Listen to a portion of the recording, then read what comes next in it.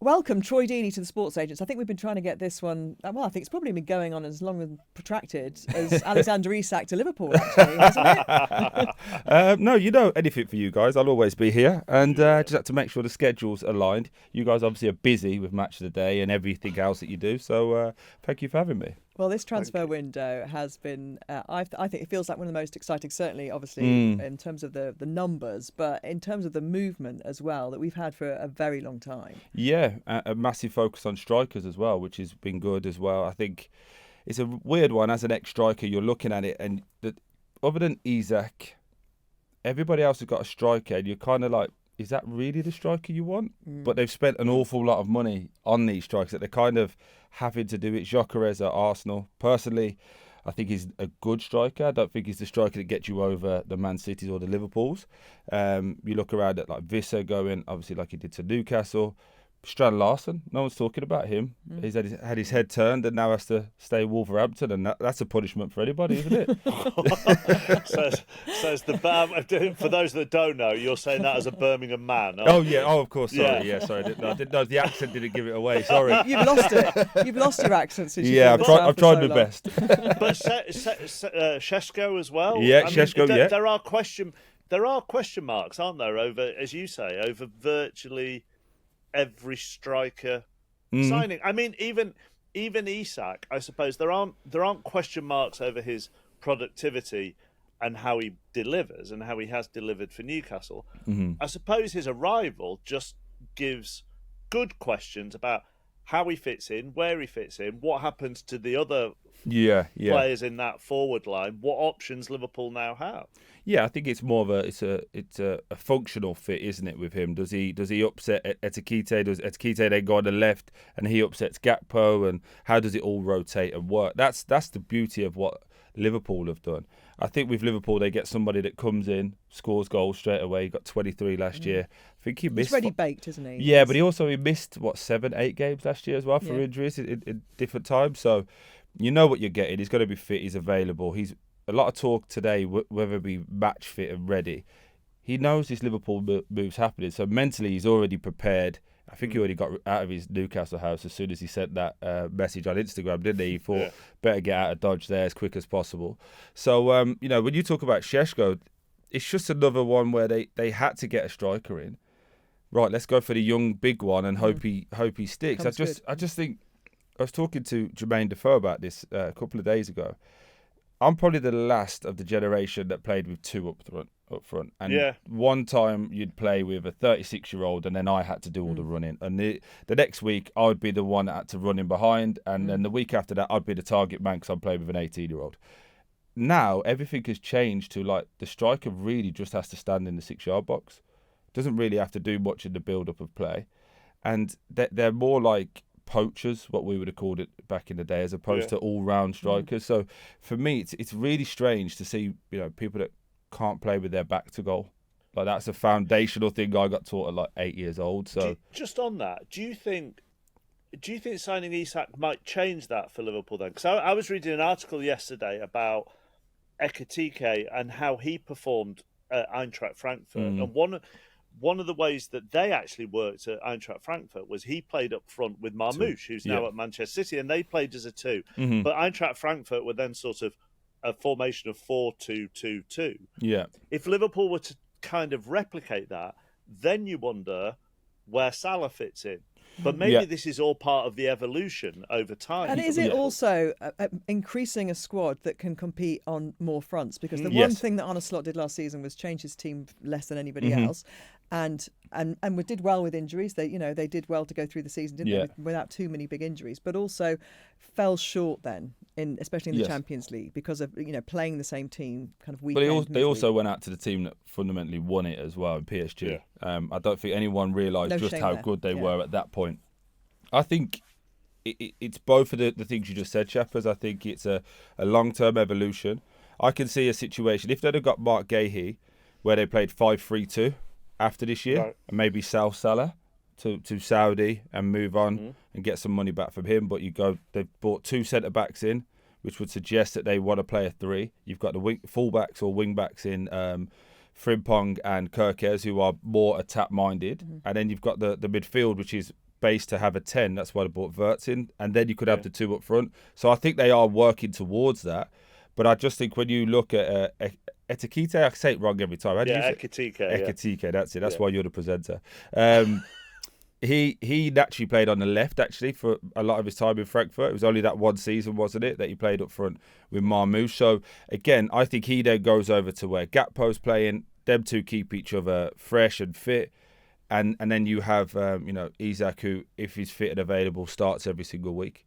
Can we have a look at the bigger picture of why Liverpool have decided to kind of break the bank and spend in a way that we've not seen them do before? 415 million. Christian Perslow on Sky, chap, as you saw this, didn't you, when he talked about he thinks that PSR rules are going to be changing and the way teams, spend money that they actually have, and it's going to be measured by a different metric potentially. So Liverpool doing this, it's kind of them going for it before those rules change potentially. But so they're kind of building up.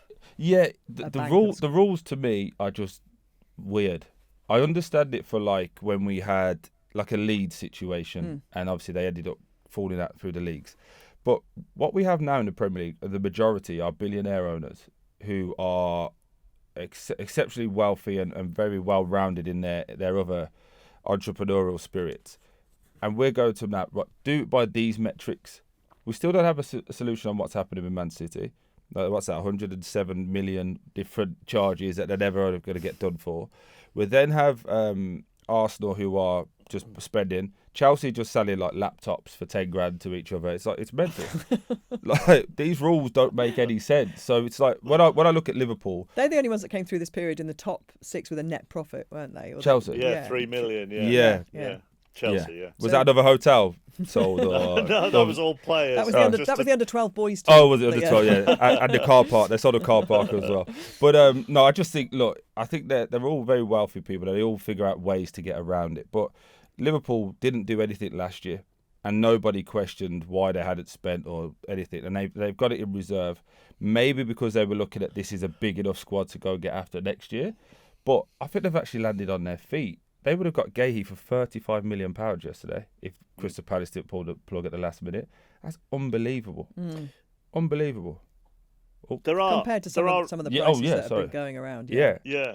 There are sort of couple of things, Gabby. You mentioned Christian Perslow. So I was trying to get a bit more info and detail of what he was thinking. And he said to me that he thought Liverpool have seen that over the last however many years, that if you take the so-called top 6, that 6 into 4 Champions League places isn't always going to come out on your side. You're gonna lose out every now and then.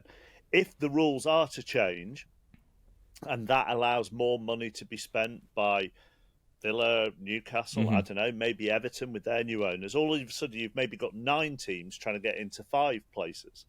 So the odds get worse. And if Liverpool have got hedge fund manager owners, as Troy says, with their logic and what they demand and metrics and how they use it, then what a perfect opportunity this summer as the champions of England, with arguably one of the best chances to win the Champions League when you look at everybody else around Europe. They've had the perfect opportunity to not only go for it with their own bringing players in, but also the opportunity to weaken some of those opponents who might be a threat to them. Newcastle being one of them. It's kind of like being a perfect storm for them. Yeah, I agree with that. I think as well, the Club World Cup played a factor with a lot of people now. I don't think people took it too seriously, but I was fortunate enough to work it. And when you see how Chelsea won it, the money they've generated, the global brand that it's now become aware, and then also the way that they celebrated afterwards. I was fortunate enough to go to the after party with them. Like, it's a real competition. And when you get 100 million profit, it now makes Liverpool thinking, right, let's win the Champions League now, while Real Madrid aren't at their best, while Barca aren't at their best.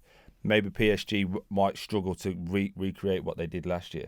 it does seem like the perfect storm, but also very opportunistic to, let's go and take these guys on. And was there an added factor in that they have American ownership, and obviously it was in and possibly could always be in the States, if depending on what you either there or Saudi Arabia. Whoever's got the money to pay for it. Whoever's got the money to pay for it, but also that appetite to kind of put something on at that time of year. That's an interesting thought. Yeah. I think so, and also again the 10-year deal with Adidas kind of helps as well. Everyone's forgot about that. Well, and a bigger stadium, and more commercial. And the final thing, just on them is, there's a really good article on the Sky Sports app here about how Liverpool have managed to do this and finances. But there's an amazing stat in there, Gabby, that the last decade, transfer spending since 2016-17 till now, the net spend, Liverpool are 7th. Wow. Even after this transfer window, they are 7th on net spend over the last decade. Who was top, chappers? United are top, and then Chelsea, right? But hang on, right? I know you're trying to wind me up. You're not going to, right? United are top, Chelsea are 2nd, Arsenal are 3rd, Tottenham are 4th, Manchester City are 5th.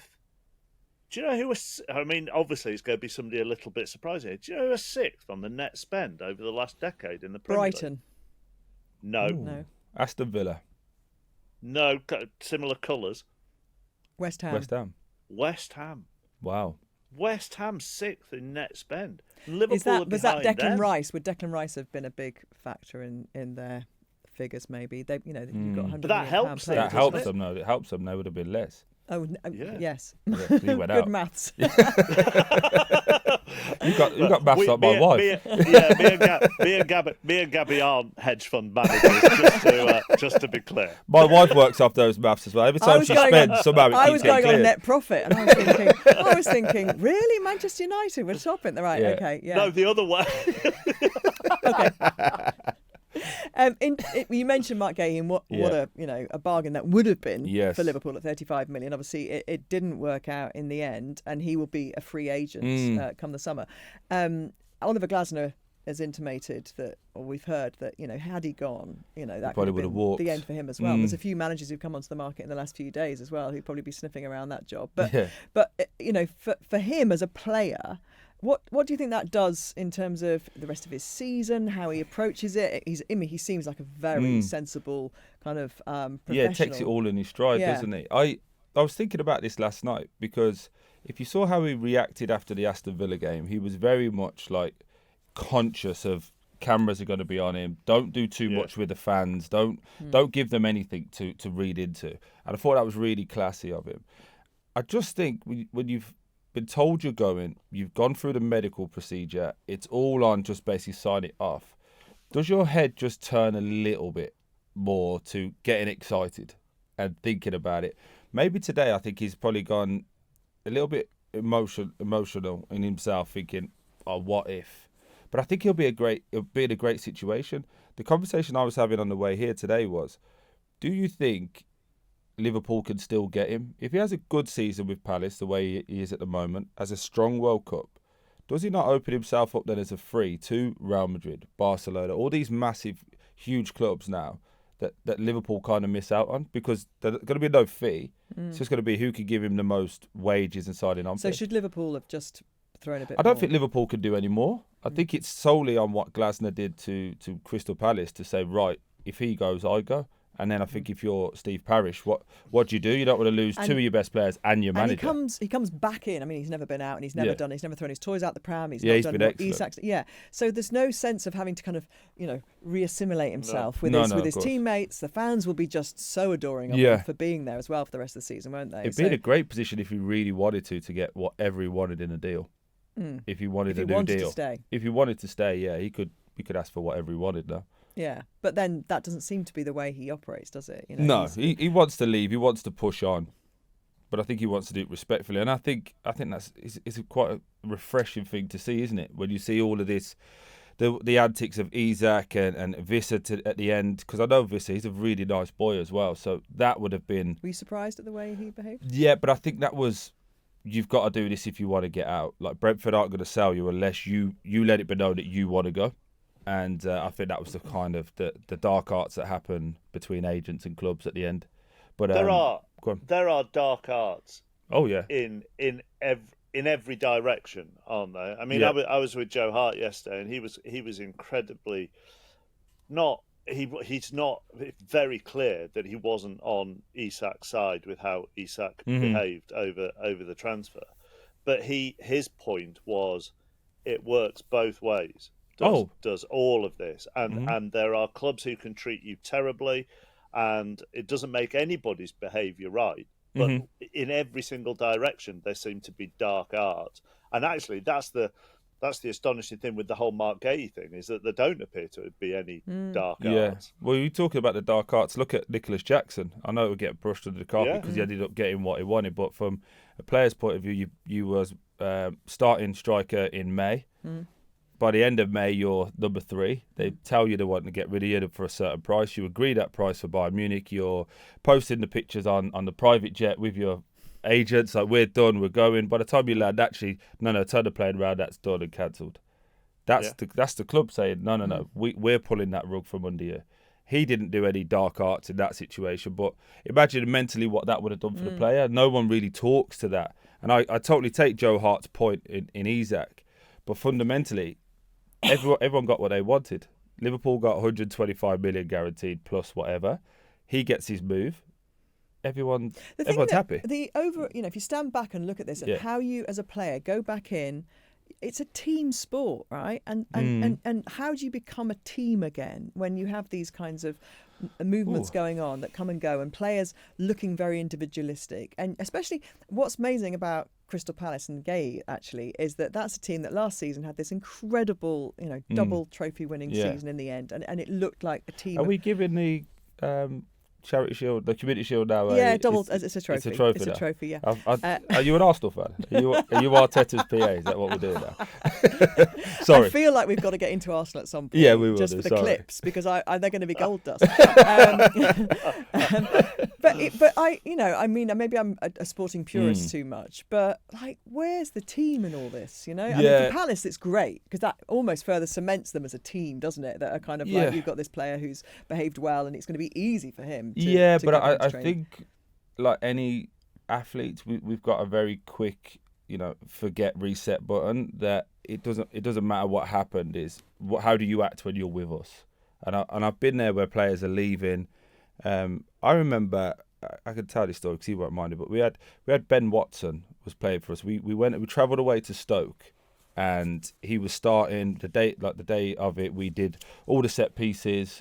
He was taking the set pieces, everything. So we get to the hotel the night before the game. Go down for the late snack, which is like a little cereal or whatever. And he was in there, and he was like, when someone just looks confused and perplexed. I was like, "You're right, mate. What's happening?" He's like, "They've sold me." I was like, "I beg your pardon?" He's like, "Yeah, sold me." I'm like, "Mate, you're starting, you're taking the free kicks in the corners, we've been through it." No, they've just told me I'm going, so I'm just waiting on the taxi to pick me up. He ended up just signing for Nottingham Forest, and we had to call. He left that night. No one knew other than myself and I think it was Ben Foster. We both went down for a bite to eat, and he went in the taxi, and they've sent up an under-18.